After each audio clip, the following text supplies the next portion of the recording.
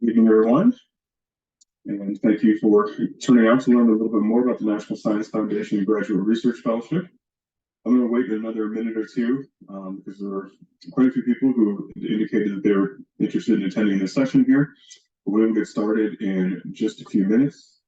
I will just note that we are recording this session, so it will be available to people who are not able to attend. So please feel free to keep yourself muted and off camera if you would like to. But this will only be shared with people who have registered for the event. It's not going to be publicly posted. But thank you all for being here. And again, I look forward to talking more with you in just a minute or two.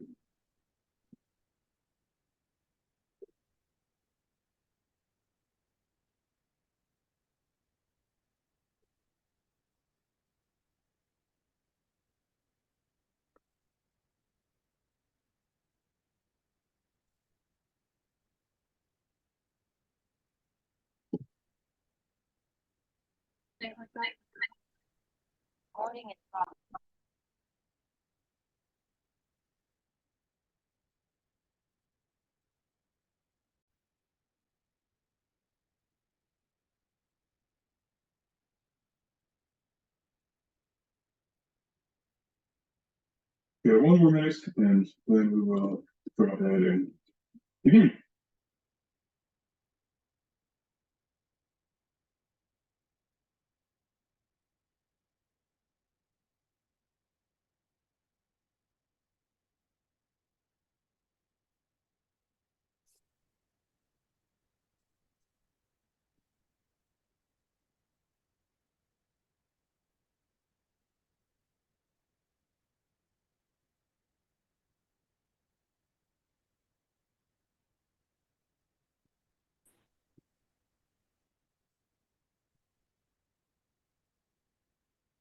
All right, I'm going to go ahead and get started.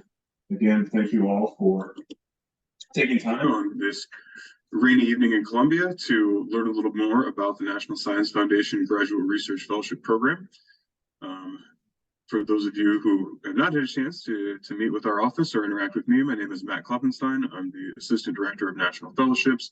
I work primarily with graduate students, but I also work on competitions like this one that are open to current graduate students as well as undergraduates applying to graduate school. And I'm the point person for our office on this particular competition. Tonight's information session is meant to provide an overview of what this competition is for those of you who might just be getting started with it or maybe have heard about it and been encouraged to look into it and learn a little bit more. We did a series of workshops over the summer that took a deeper dive into specific parts of the application components. I'll share with you some information later on about how you can access materials from those sessions as well here. But again, this is meant for an overview. So if any of you are already deeply familiar with what this program is, this might not be the workshop for you. But we do have plenty of additional resources and are available to support you in that application process as well here. I'm going to go ahead and share my screen and get us started.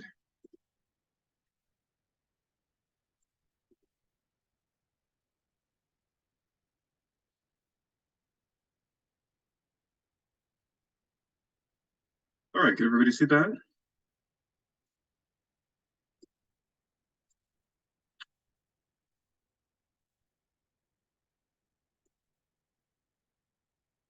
So a quick overview of what all of you are going to bring us together this evening. We're going to start with an overview of what this particular program is and who is eligible to apply for it and all those kind of good details there, as well as some information about how the application process itself works, how it's reviewed, the components and all of that. Next, if some of our faculty members and current fellows are able to join us, as they indicated, we'll hopefully be able to hear some perspectives from individuals who have currently received this particular source of funding here. I will be sharing some contact information with others as well and encourage you to reach out from them.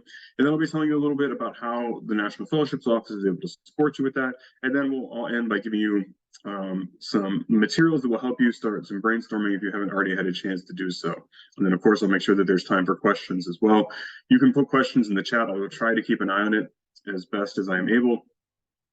And if I'm not able to answer it in the moment there, I'll make sure that I get to it by the end of the session. So please do be sure to reach out with any questions that you have here.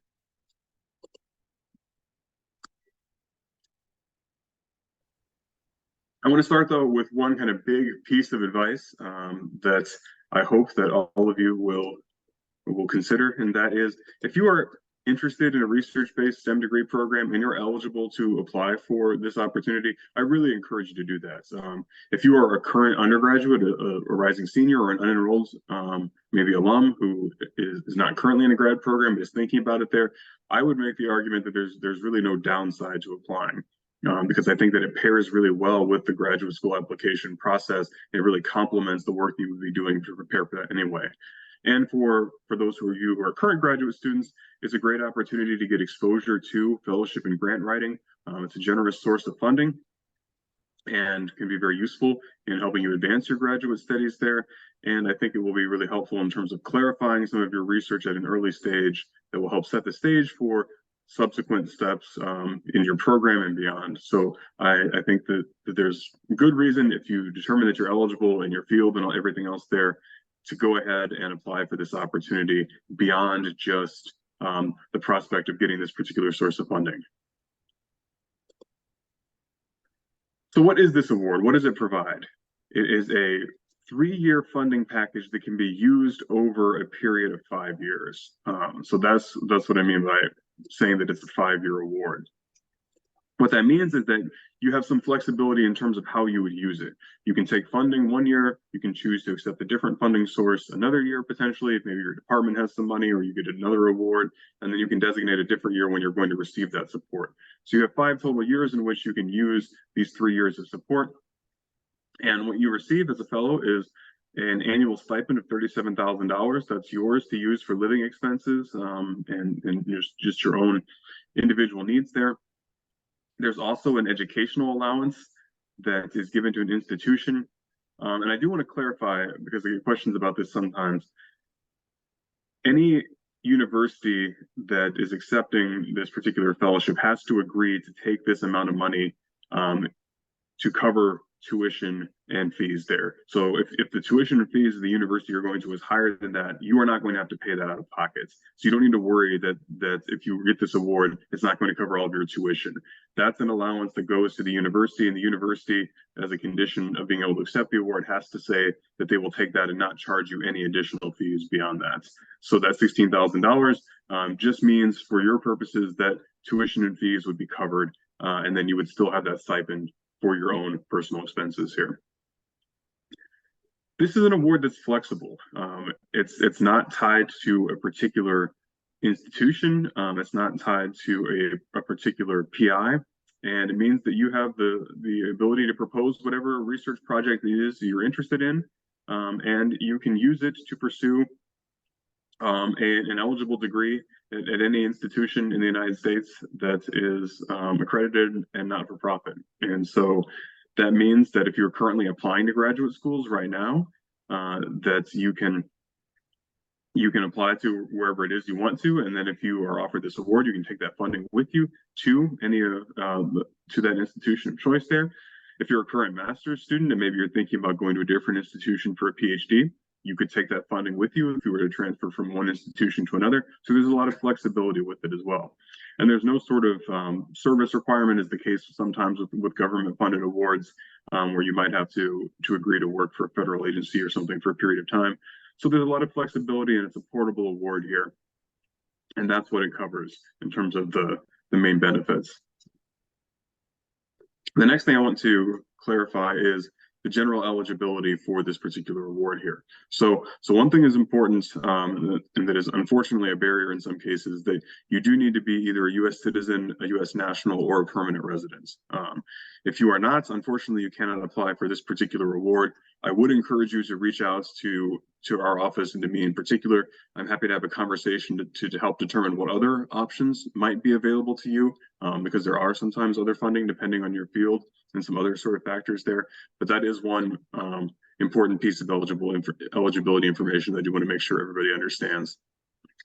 Is also for early stages of graduate study here. I'll get into a little more detail exactly what that means here, but if you've already completed a graduate degree beforehand, unfortunately, you're not eligible to apply for it now. If you're advanced into your program, you're probably past the eligibility window there. This is about investing in the early stages of graduate education for people who will just be beginning or who have just begun. Another point that's important to emphasize here is that you do need to be pursuing a research-based master's or doctoral degree to be eligible for this funding. It's the Graduate Research Fellowship Program, and that means that they want to make sure that you are doing research. What that means is that, for the most part, that means you would have to be doing a degree that has a thesis or a dissertation component for that. So not all master's degrees have that, or sometimes there are options where you might have a professional track where you would do some sort of practicum instead of a thesis there. If it's a program like that without a thesis component, then it's probably not eligible. It needs to be a research-based degree. And then it covers a wide variety of fields within STEM disciplines, but it also includes a number of social sciences as well, and for anyone who's in the field of STEM education. So if you are in anthropology, if you're in sociology, political science, geography, all of these are eligible social science disciplines in addition to engineering, mathematics, the life sciences and the physical sciences as part of that. And you do need to be pursuing graduate education full-time in order to be able to accept this award. All of this and more information can be found in this solicitation document that the National Science Foundation has released. I will make sure that all of you are given access to some resources that will include the full text of that, where you can look into more detail if you have questions that go beyond what I'm covering in this overview here. But that is your guidebook to everything about this program that will let you know exactly what fields are eligible, will let you know under what circumstances applicants are able to apply here. That is an overview briefly of the eligibility criteria for the Graduate Research Fellowship Program. Because it's about research, that means that professional degree programs, such as the ones that are listed here, are not eligible. And then one other one that's sometimes a complication as well is that MD, PhD programs are not an eligible degree program for this as well. So while it is possible in some cases to be in a program that's in a school of medicine or something like that, if you're pursuing that type of degree, that is not supported by this particular award. And the same with some of these other opportunities here as well. So professional degrees, things that are focused on health professions, generally not the case. However, if you are doing something that's directly related to science in the field of education or in the field of history, then you could apply for this particular award. Within the Graduate Research Fellowship Program, there are a large number of major fields of study. And for each of these fields of study, there are a large number of specific subfields as well. So all of this is detailed in the solicitation, but these are the broad fields of study that applicants are able to apply to. So you would choose one of these larger disciplinary headings here, and then within it, you would find something more specific that most closely corresponds to the degree program that you're currently in. So again, all that is detailed in some significant link in the solicitation document, and I would encourage you to take a look at that to determine what your field of study is going to be because of that. That's important because it's going to help determine who will review your proposal if you apply for it. And so you do want to make sure that the field you're indicating matches up with the degree that you're pursuing, and that is also a good reflection of the type of research that you plan to be doing as well, so that the experts who will be assigned to read it have the necessary background and can appreciate what it is that you're presenting to them as well. But again, this covers a wide range of different fields here, and then lots of subfields within it. And if you have questions about which field to apply in, or if you feel like maybe one option, you can maybe fit into a couple different options, I'm happy to be a resource to have a conversation to help understand what might be the best option there, and to connect you with some other people who might be able to help you make that determination as well.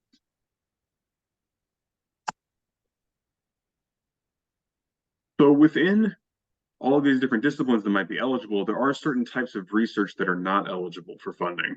And so this is another point that I really do want to make sure that everyone is clear on is here as well. Research that's specifically about health outcomes is not eligible for this. That's because the National Science Foundation is interested in basic science research. They're interested in research that is going to advance knowledge and understanding within a discipline, as opposed to applied research. In particular, they're interested in making sure that their funding is not going to duplicate funding that comes from the National Institutes of Health. The National Institutes of Health has other programs at the graduate level that are available, and because of that, the NSF is making sure that their funding is doing other sort of things here.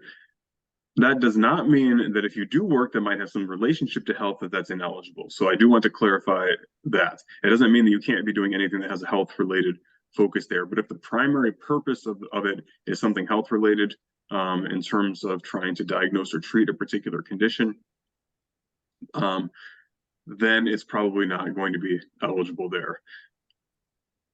I'm happy to have a conversation again to help determine whether your research would be a good fit for that. We have had successful applicants in the School of Medicine, for example, people in programs that have health-related outcomes in it there, but it does mean that as you present your research to the NSF, you need to be focusing on eligible basic science components of that and not on primarily focusing on the health-related outcomes as part of that. That also means that anything that's clinical in nature, if your research is going to be primarily clinical, then it's not going to be eligible for that.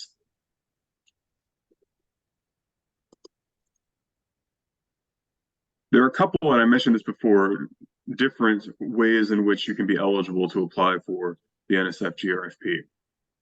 They break it down into 4 levels here. I have this information because this is what NSF provides there. I'll try to clarify it here in just a moment here. But at the most basic level, if you are currently a senior or somebody who is a recent graduate, maybe you're doing a post-bac, or you've never enrolled in a graduate degree program, you're not currently in a graduate degree program, you can apply every year. You can apply this year if you're a senior right now. If you're awarded the fellowship, awesome. If not, you could apply again next year as a first-year master's or doctoral student. So if you are a senior, there are no limits to the amount of times you can apply. If you are unenrolled right now in a graduate program, you can apply as many years as you're still meeting those eligibility criteria. Again, if you're doing a post-bac, same thing applies there.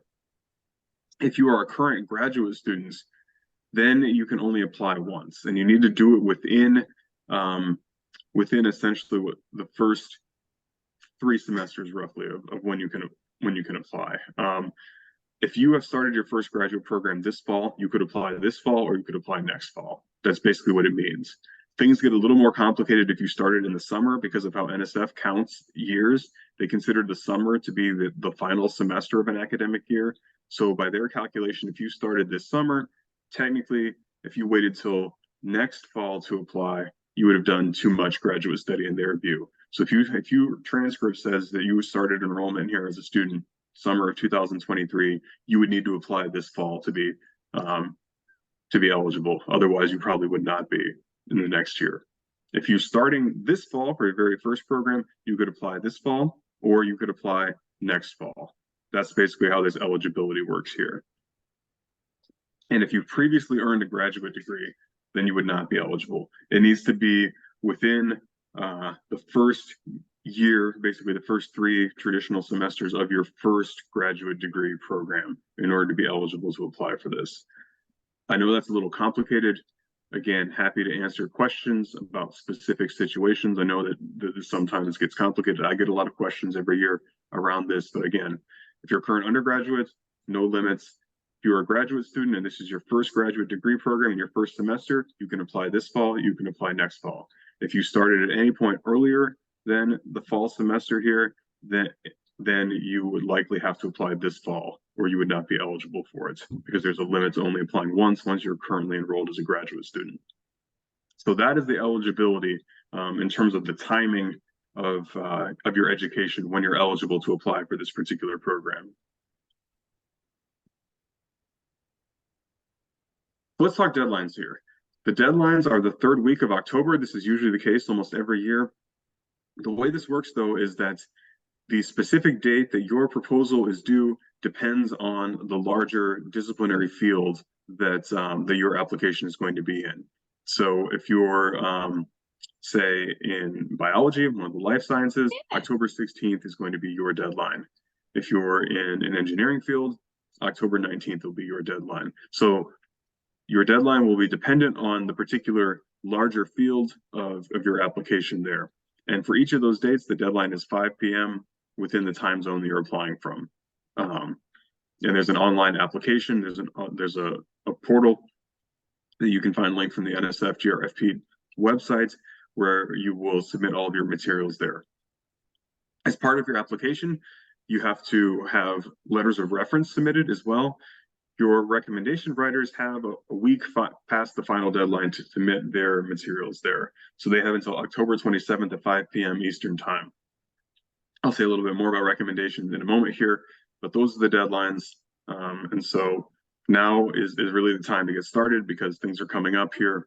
And if you come away from this and you haven't already gotten started and you're interested in applying, I would definitely get to work as soon as possible because there is still time to put together an application, but you really want to not take more time than you need because this deadline will come up very quick, especially with our semester starting a little bit later this year than has typically been the case.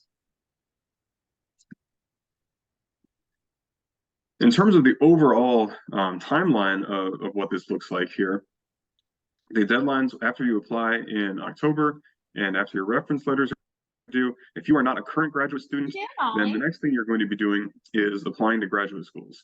In most cases, that's probably going to be November, December, deadlines vary. But that is going to be the next step in the process there.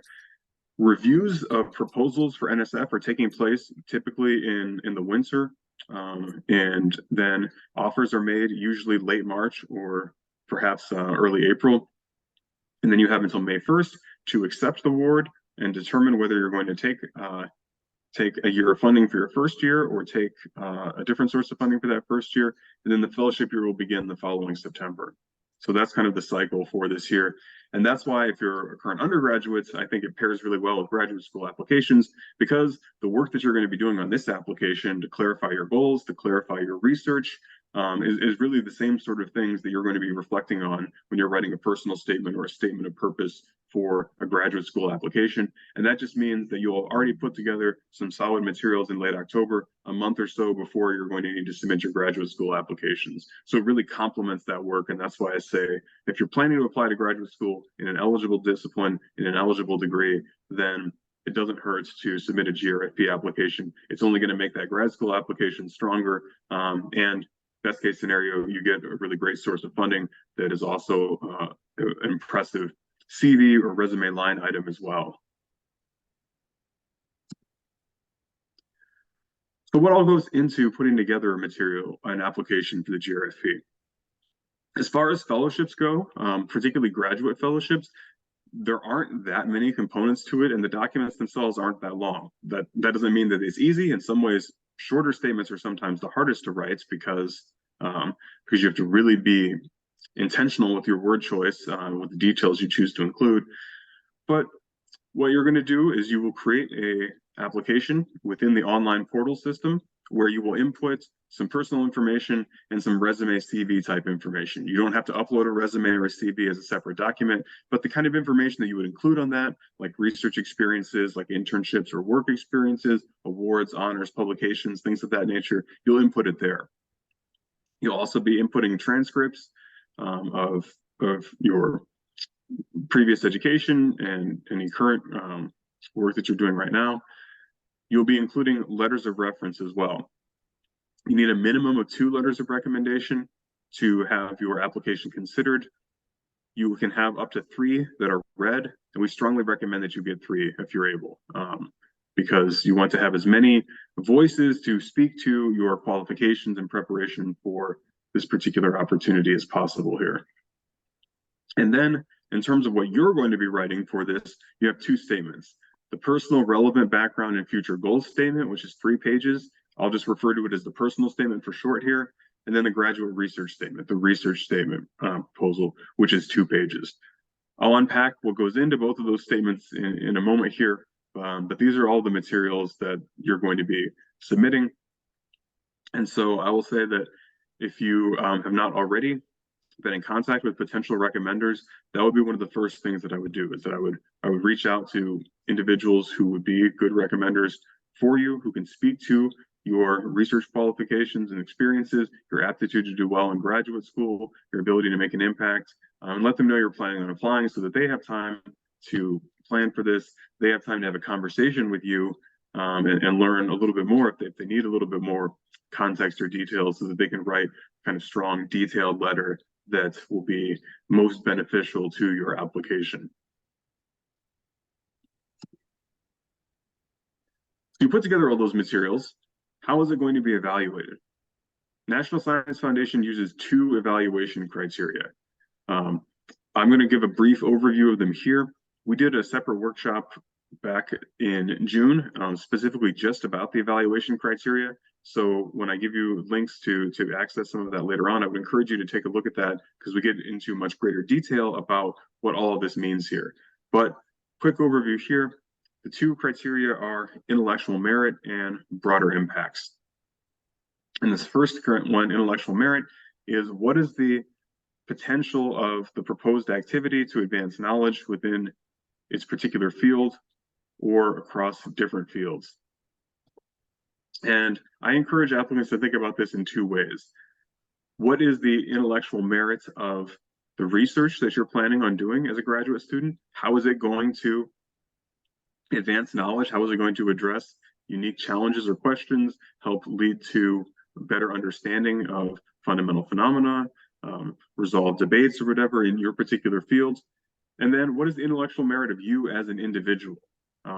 Because this is a fellowship that's about investing in people who have potential to be impactful researchers in the future. It's about investing in you and your ability, individuals who show promise to do successful research as graduate students and then move on into research-related careers beyond that.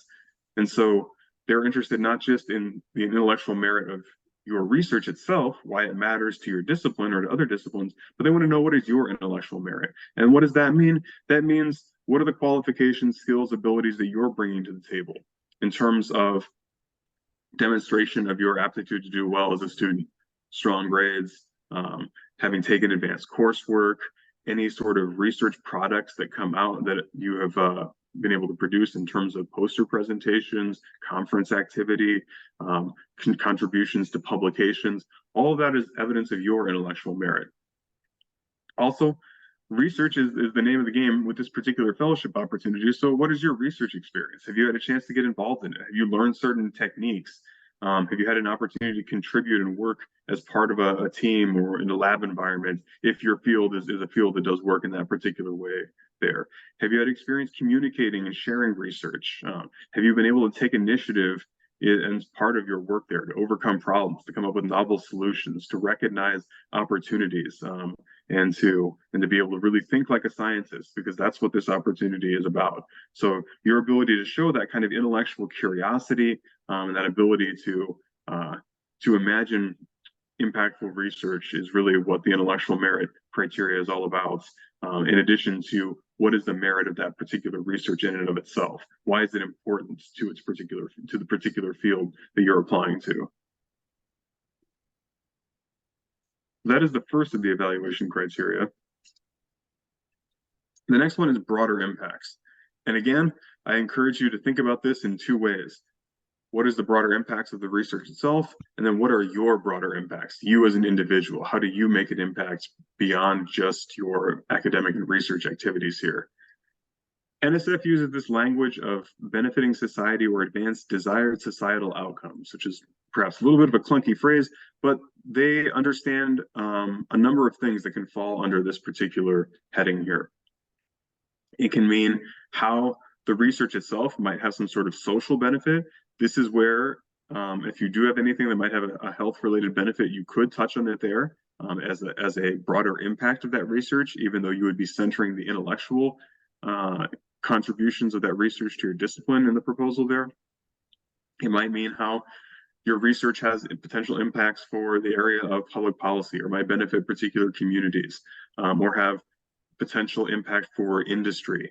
All that is potential benefits of the research. It could also be about how the research itself is being conducted.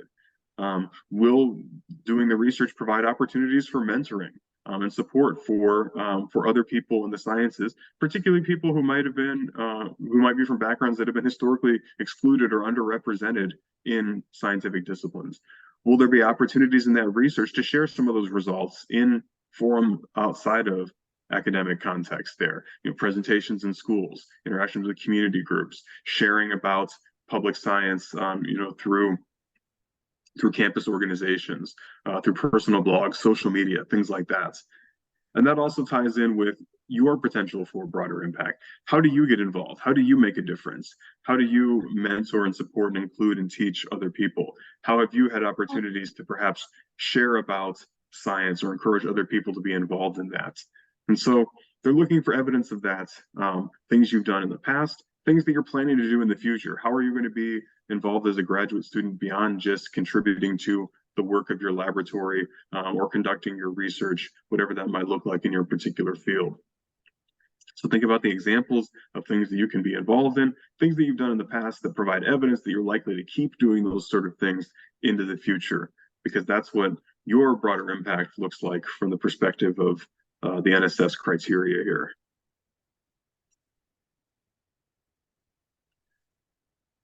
With these two criteria, reviewers are told to think holistically. They are charged with reviewing your entire application, all those components that we mentioned before, and looking for evidence of it in all of those places. They're also told to weigh the two criteria equally. That a project that has significant intellectual merit but doesn't really address any broader impacts there should not be given a high score, because you need to have both of those components there. And so this means that reviewers are supposed to be looking in letters of recommendation to see what are your recommenders saying about your potential and your actual experience making an impact, or your ability to conduct research, or to work well in a team, or to be successful with your academic coursework and all those sort of things there. They'll be looking at your transcripts and seeing, what is your success been like in previous study? Have you taken challenging coursework? Have you taken, have you had training in things that are relevant to the program that you're planning to pursue there? They'll be looking at the accomplishments you list in the application portal, in addition to what's listed in both of those particular statements there. So while you'll be focusing on this in particular ways within the two written statements there, you should be thinking about how every part of your application can speak to these particular criteria there. And especially when you're thinking about who can be good people to write letters of recommendation, there should be people who can speak to both of these components there, which in most cases means faculty that you're currently working with or that you've worked with previously, because the letters are an opportunity to further reinforce and maybe shed some new perspective, and maybe bring in some additional details about evidence of your intellectual merit and broader impacts, and evidence of the intellectual merit and broader impact potential of the research work that you're proposing to do as a graduate student. So briefly, let's take a little bit of a look at what you're trying to accomplish within each of those two written statements. As I mentioned before, we did some sessions over the summer that took a deep dive into each one of these statements there. So you will, again, have an opportunity to take a look at those materials, to see a recording of that, to read over the slides and handouts that went along with that. But very quickly, the personal statement, the 3-page statement there, I really encourage you to think about this as telling your story about your journey in science or in research here. This is about demonstrating your aptitude to be an impactful researcher and to be successful as a graduate student here. So it's a personal statement. You're going to be talking about experiences and things that have happened in your life here, but it's not just an autobiography. This isn't everything that's ever happened to you. This does not need to start, with the very first time you took a science class in elementary school or something there. It's what are the key moments, the key experiences that have led you to where you are right now as somebody who is either in a graduate program or is applying to enter into one, and where you see that going into the future here. So you want to really highlight what were those key turning points, what were those experiences, personal and professional, that helped motivate you to seek this out there. It doesn't have to be purely academic. because sometimes there are personal motivations for why you're studying the subject that you're studying. Maybe it's to make an impact, maybe it's because of experience with someone you knew, or because of the impactful mentorship of a particular person there. That's fine. You can include all those details, but you should be asking yourself, how is this helping to tell my story of my journey as a researcher in training who wants to kind of pursue this going forward there. So if you're trying to figure out, is this relevant to that? Ask yourself, how does it contribute to that overall message here? This is also a chance to really demonstrate some of your accomplishments and your capabilities, because the best evidence for your potential to be successful learning new skills, carrying out new research, making an impact, is to show that you've made good use of opportunities that you've had previously, to get involved in research, to seek out opportunities for training, to be involved in various academic undertakings there. That's going to look different depending on your circumstances, depending on the journey that you've taken here. People have different backgrounds. We've gone to different types of institutions with different levels of resources. And so it's not the case that everyone has had access to the same types of opportunities for mentorship, for learning, for support there. What your job is to show that whatever your context was, that you made good and resourceful use of whatever was available there. So if you didn't do your undergraduate degree at an institution that had large amounts of opportunities for research, show how you did take full advantage of what was available to you at that time, or how maybe you went the extra mile to seek out some additional opportunities for things that maybe weren't available at a previous stage or something like that. But this is all about showing your aptitude to do well and to take full advantage of opportunities, and to point to success and involvement that you've had, particularly in the area of anything related to research or STEM-related internships and things there. You know, specific skills, projects that you were involved in, outcomes that come out of that, how you contributed to that, anytime that you had some sort of novel input, things that you learned, how it shaped your interest there. How did you go from that early research lab experience in undergraduates to where you're at right now, the project you're considering? So not just a list of accomplishments there, but also providing that narrative form, explaining your intellectual formation, the kind of questions that you're interested in. What makes you curious? Why do you care about this research there? That's part of what is going on here. And then in the context of this statement, there are two required sections. You need to have a labeled section for each of the review criteria, the broader impacts and the intellectual merits. This is also the case for the research statements. Beyond that, you can organize it in different ways. I think there are different ways to approach it. They can be effective, but that is an absolute requirement. And if you do not include that, you are at significant risk of having your application rejected without even being reviewed. So please make sure you're following all of the formatting requirements as part of that. But broadly, that is what the personal statement is asking you to do.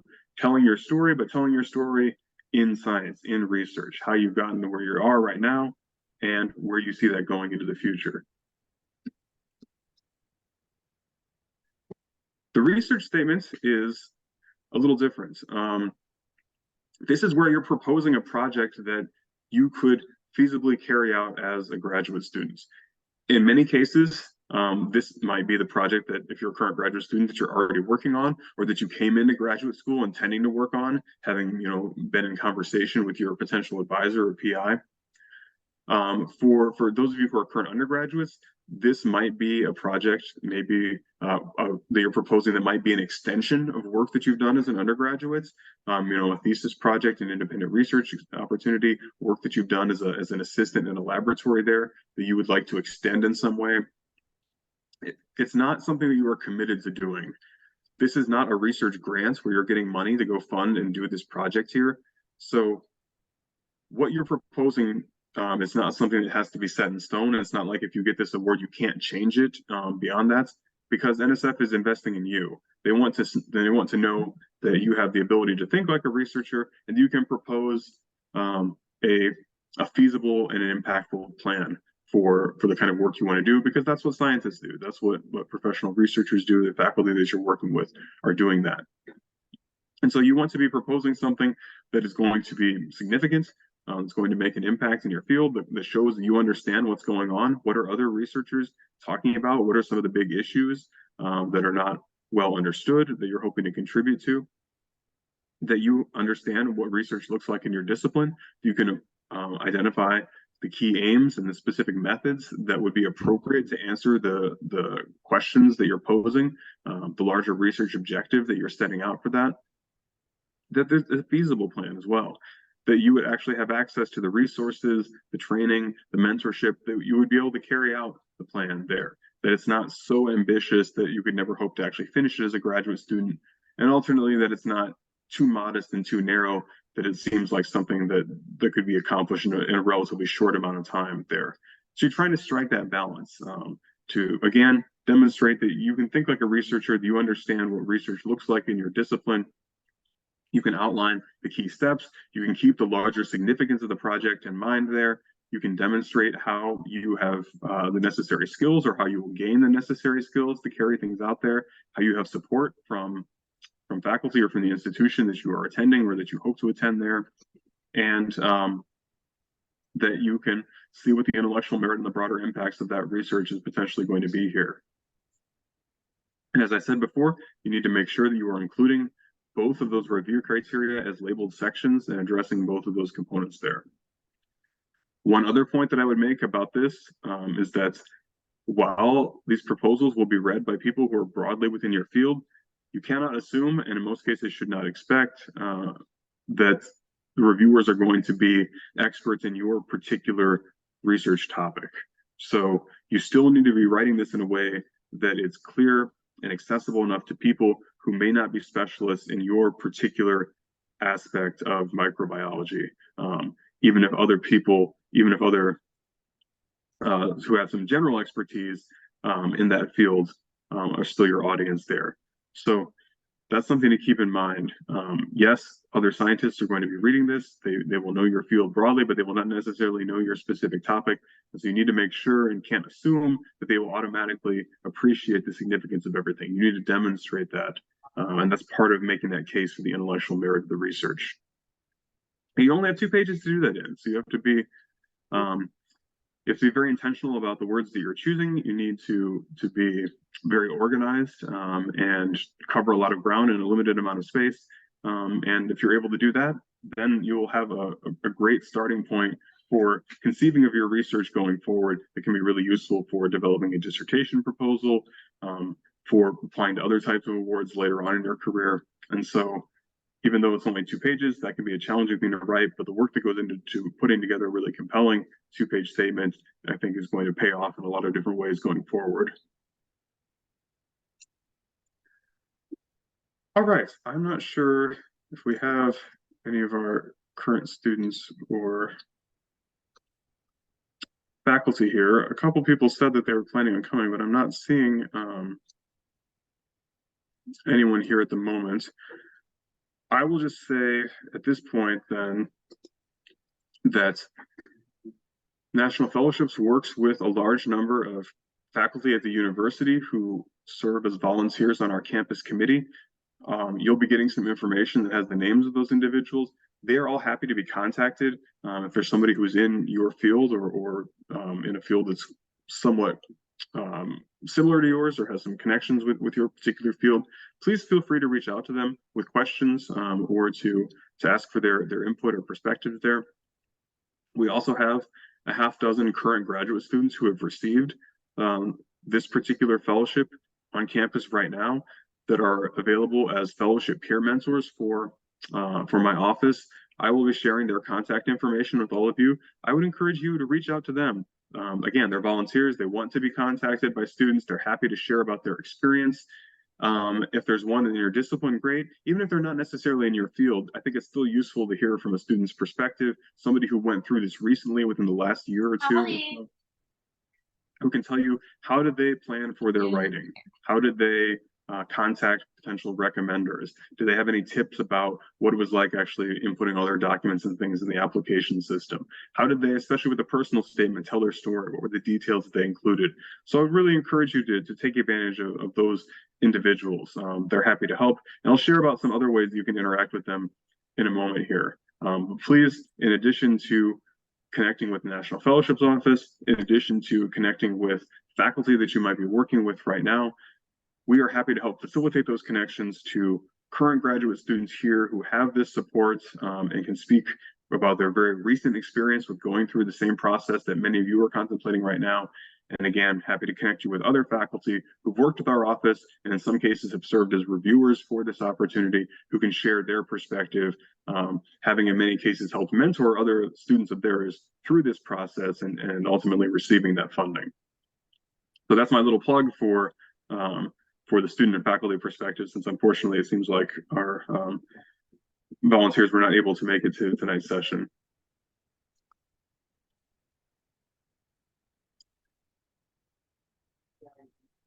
So the next thing that I want to touch on is where we're going to go from here. What are the next steps if you are interested in applying for the GRFP? Well, one thing you can do is let us know, let National Fellowships know if you are interested. We have a form called Intent to Apply. That just lets us know that you think you're planning on applying this semester, so we can make sure that we're including you with any of our email updates, that we're reaching out to you with reminders about the deadline and things like that going forward. So you can just take full advantage of our resources as part of that. So if you haven't done that, if you're not already in contact with us, I would encourage you to do that so we can make sure that to follow up with you.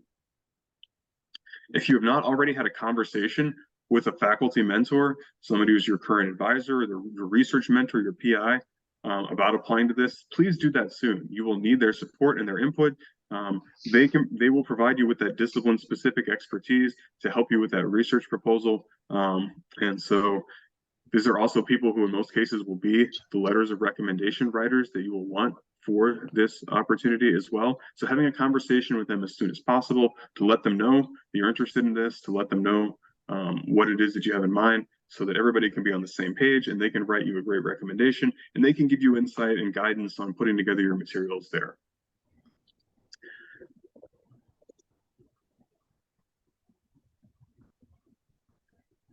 Yeah, so this is a great question from Ian in the chat. Do reviewers have a rubric or written guidelines that are provided by NSF? Is there a way to see an example of that?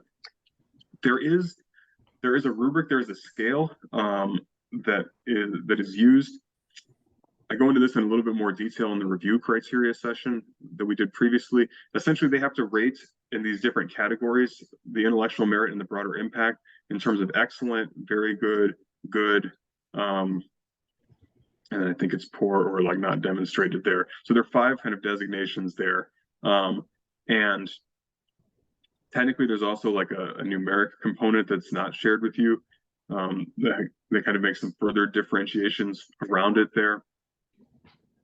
But in order to be funded, you basically need to get good or excellent, or sorry, very good or excellent as your designation.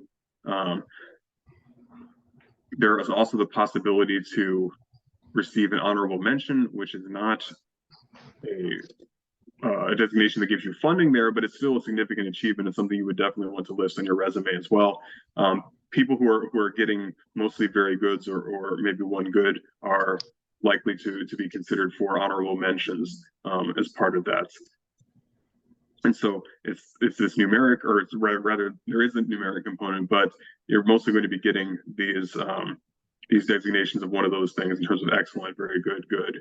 And you can see some examples of reviewer comments to see the sort of things that reviewers will often focus on. And largely they're the sort of things that I was mentioning here. They're interested in the feasibility of the research. They're interested in your qualifications. They want to know that you have concrete plans for broader impacts. They want to know that you've considered,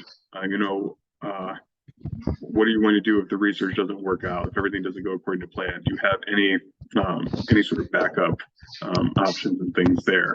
So that's a great question. And yes, you'll get a link to some of those materials that go into that in a little bit more detail here. And I see there's a second question. Unfortunately, this opportunity is not one that international students can apply to. There is a recording. If you are an international student, I would encourage you to reach out to me. I'll have my contact information here in a second. I'd be happy to have a conversation with you to see if there are other options that might be available, because in some cases there are. It depends on a number of other factors, but unfortunately this opportunity, you have to be a U.S. citizen, a permanent resident, or a U.S. national in order to be eligible for it.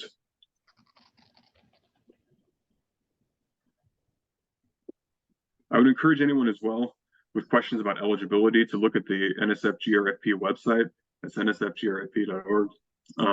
And they have some additional information about the program. They have an FAQ page that goes into more detail about some specific eligibility situations, and also some tutorials about how to use the online application system. And they also have an eligibility quiz as well. If you're not sure, am I eligible, where you can answer some questions and they will help you understand what your eligibility likely is. And so use that as a resource as well. And then if you are a current undergraduate who's planning to apply to graduate school, if you haven't already done so, you should definitely be looking at graduate programs. You should definitely be reaching out to potential advisors at those programs to see if it would be a good fit, to see if they'd be interested in working with you. Because one of the things that is sometimes the case with undergraduates is that potential mentors will want to work with you on an application. And so that's something that you should be taking advantage of and seeing if that's a possibility. And then you can also connect with the National Fellowships Office here. Yes, I see the question about contact. I'll share my contact information here in just a moment, but thank you for that. So we have a number of different options from National Fellowships, the office that I work for, in terms of support that we can provide. And I'm going to provide a quick overview of some of the things that we are able to do in that respect. One of the things we are available to do is have individual meetings with you and give you feedback and advice. You can schedule one-on-one appointments with myself, with my colleague Chastity Graham, who is our undergraduate STEM advisor. We both work on this program here. We're happy to talk individually about your particular situation, your research interests. We're also available to provide written feedback on drafts of your materials. Every year I read a large number of drafts of personal statements and research statements, and I provide detailed written feedback to complement the discipline-specific input that you should be getting from faculty in your program, from other people who you might be working with there as well. So that's one resource. I mentioned also that we have fellowship peer mentors, current graduate students, 6 of them right now, who have NSF GRFP funding and are available to answer questions and to meet with you. We even have a program where you can get coffee on campus, and my office will pay for it, and just have a conversation with them. In addition to reaching out to them for a one-on-one conversation, we're also going to be hosting 2 drop-in review sessions over in room 204 of the Close Hip building. This is just a time for anybody who's working on an application who wants to talk with somebody who has GRFP funding, and maybe have them take a look at part of a draft that you're working on, or maybe you have some specific questions, or you're thinking about, how do I talk about this? This is a chance to connect with them as well. We'll be doing the first event in a couple of weeks here on September 13th. For those of you who might just be getting started and want some help with that early stages of things. And then we're going to be doing it again the week right before the deadline, Friday, October 13th, from 10 to 12 in the Close Hip building as well. I will include this information again in a follow-up email that all of you will be getting tomorrow who came to this session here. And again, we'll be sending some reminders about that going forward there. So I encourage you to connect with the fellowship peer mentors, either individually or with one of these events. I mentioned before, we have faculty committee members, current faculty in a variety of different departments with experience with this opportunity. You will receive access to a list of all their names as well, and I encourage you to reach out to those who might be in your disciplines there. And you can find these resources in an online Teams group that we have set up. That's where you'll be able to find the solicitation, the list of all our committee members, recordings from our previous workshop, handouts, slides, all of those great things as well. All of you, I'll be adding you who don't yet have access to that tomorrow, and I'll have information about that in the follow-up email that you're going to get. There are also sample successful applications, which can be really helpful in helping you figure out how to approach writing your particular statements there. We have a selection of successful applications from previous South Carolina students there. We also have links to some additional resources from outside the university. There's a really good crowdsourced database of previous successful applications that a scholar named Alex Lang has put together. Some of you may have encountered this already. So these are some other resources that can really help you figure out how to approach it in your discipline and to get some additional guidance there. And we are happy to provide that for you.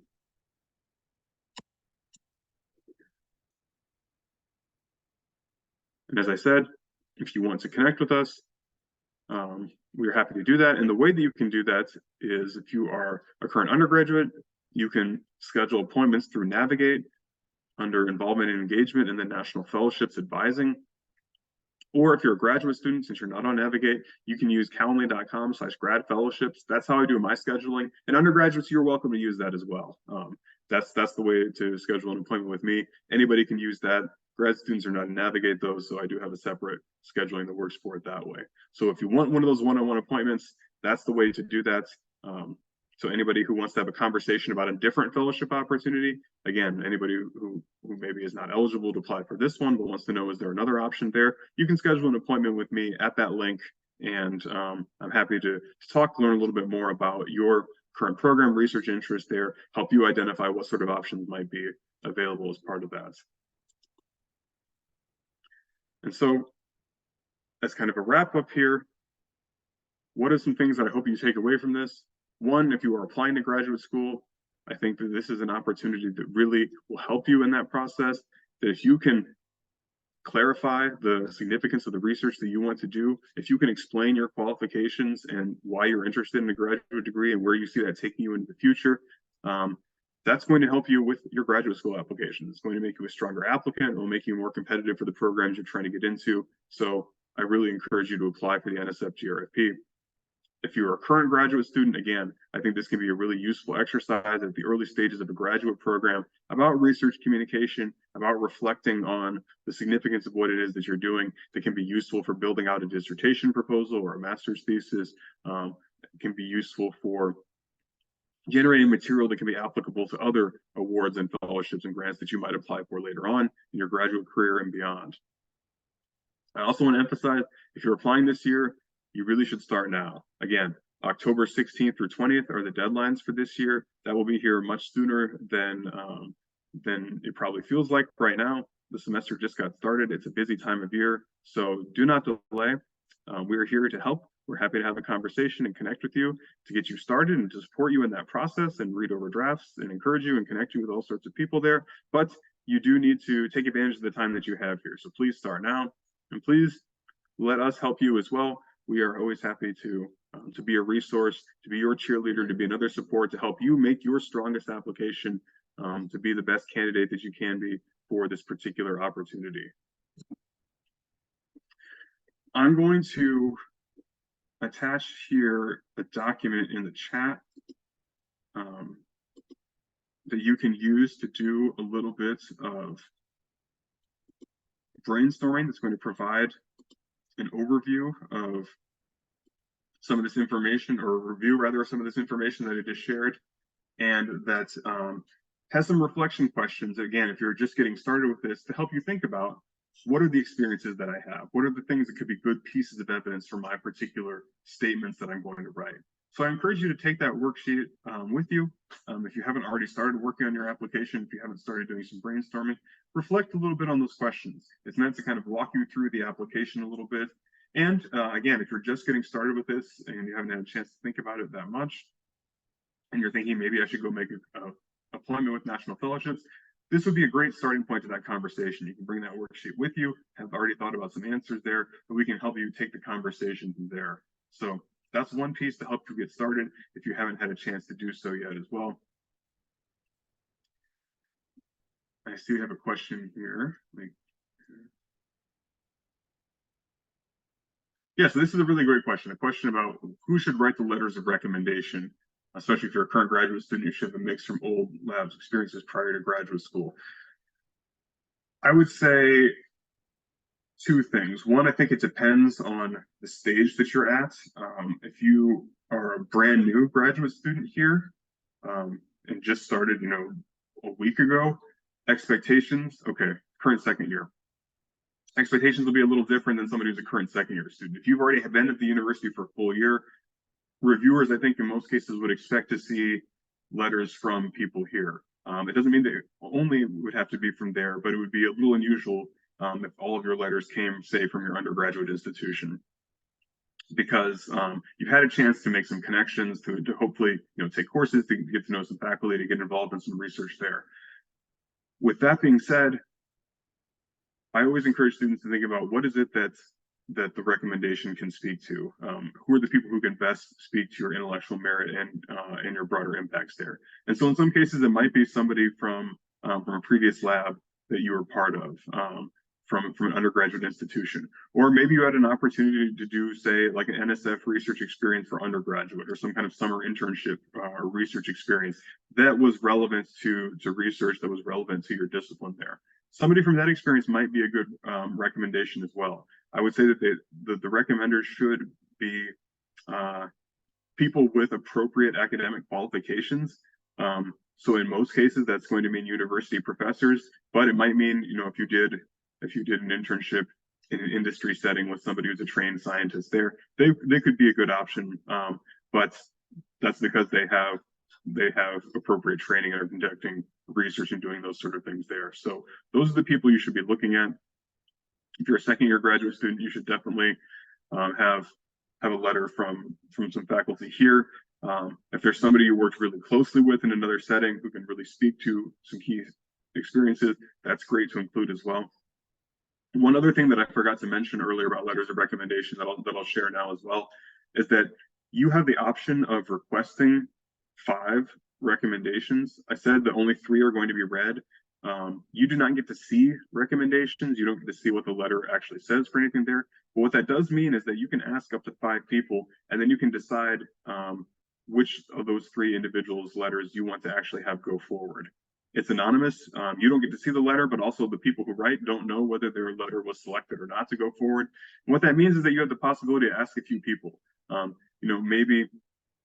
Maybe there's somebody that you wish would write a letter, but you're a little concerned. Are they going to get it in time? Maybe they're on sabbatical, or you just aren't 100% sure if they're going to be available. Maybe you're hoping to have a letter from somebody that you just started working with, but you're not sure how strong that letter is going to be. And you're hoping, over the next month to develop that relationship more, and that they might be able to write a strong letter, but you want to kind of wait and see and have the option that maybe a different one is there. So you can ask up to 5 individuals. They will all get the prompt to submit. They can all upload their letter there, and then you ultimately will be able to, in your application, indicate which are the 3 that you want to actually be reviewed there. So you do have some flexibility. If you're debating about, well, this person could be good, this person could be good, you can go ahead and ask all of them, and then on. Again, you have to see the letters, so you don't get to read over them and get the strongest one there. It is still anonymous, but you do get to decide who those writers are going to be that are actually forwarded to reviewers there. But that's a great question, and thank you for raising that, because I meant to say a little bit more about recommendations earlier.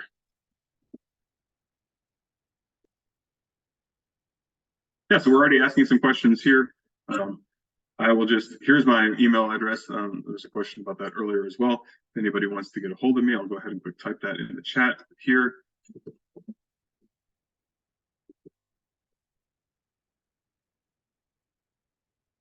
I'm going to stop sharing my screen. I will also put a link to a little feedback survey, and I will stop the recording here, and then I'm happy to answer additional questions at this point.